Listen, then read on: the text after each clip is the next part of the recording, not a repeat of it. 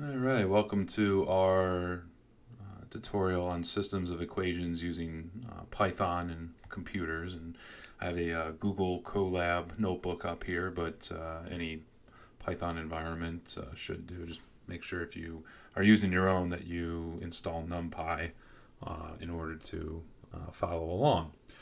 So most system of equations applications have many equations with many variables, so it doesn't make a whole lot of sense in the real world to spend a lot of time solving them by hand using the transformational techniques of the matrices and the coordinate plane, or the elementary row operations, which is a more general way of doing it. So here we're going to see how Python's NumPy library is able to solve systems of equations. So we'll look at a couple ones that we did.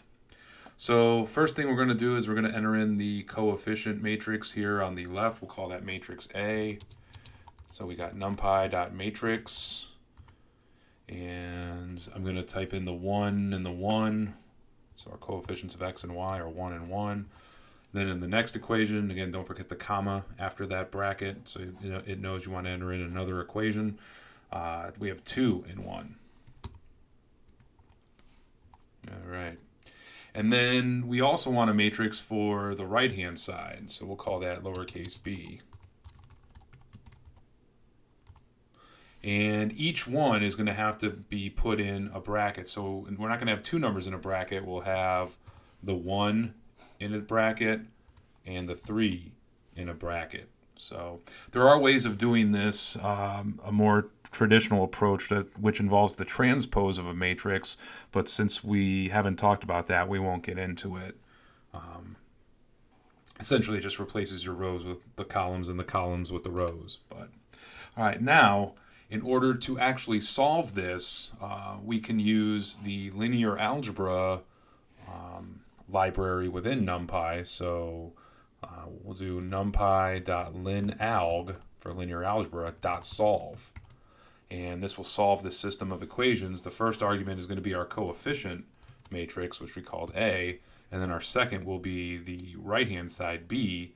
And when we run this, it should give us our solution of x is 2 and y is -1. So our first value is our answer for x, which was 2. Our second value is our answer for y, which is -1. We also took a look at special solutions for systems of equations. For instance, in part C, this one was an infinite number of solutions. And the quick way to tell is to look at the first row. If you multiply everything in the first row by -2, you get the second row. So -2x, +2y, and +6, which is our second row. So that will give you an infinite number of solutions if that's the case. Versus this one here, which was no solution, because if we take everything in the first row and multiply by 2, 3x times 2 is 6x, -4y times 2 is -8y. However, 6 times 2 is not 10, so that's how we can quickly tell the difference between those as well. But if we try to input either one of these the way we did before, we will get an error message. So let's see that. So we have A is our coefficient matrix. So we have 1 and -1. And then we have -2 and 2. We'll let lowercase b represent the right-hand side of -3 and 6. And then we want numpy.linearalgebra.solve. And when we go to run this, we will get an error message, not because we did anything wrong, but because it's impossible for the computer to solve this. Much like we saw there was an infinite number or no solution in the notes. So if we run this, here's our error, which was expected. We didn't do anything wrong. And it tells us here that the error message is a type of error called a singular matrix. A singular matrix.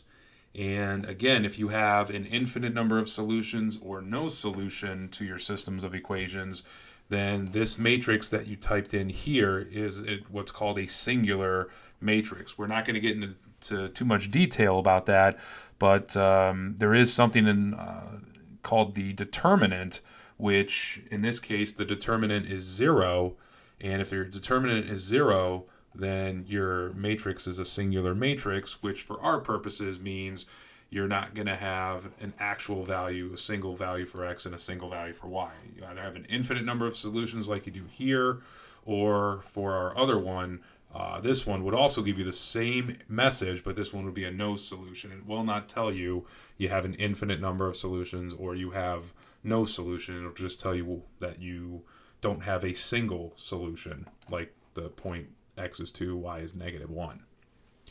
All right, that about does it for this video. Thank you for watching. I'll see you next time.